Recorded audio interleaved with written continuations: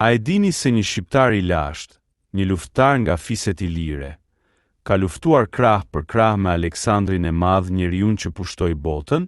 Historia e tij është thuajse e harruar, por disa burime antike e përmendin me emrin Klejti Iliri, një komandant I njohur për trimërinë dhe besnikërinë e tij. Klejti ishte nga Iliria e Jugut, nga një fis luftarak që I qëndroi Aleksandrit që nga betejat e para.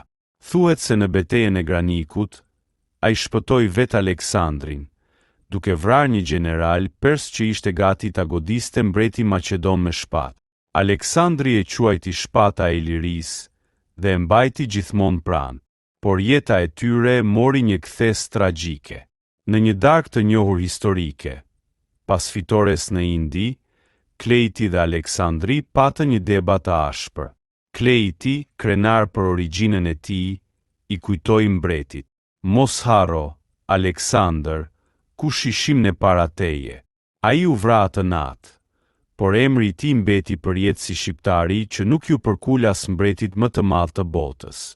Sot, studiuesit mendojnë se ilirët nuk ishin armiq, por aleat të fuqishëm të Aleksandrit, dhe shumë prej tyre ishin ndër komandantët më besnik në ushtrinë e tij.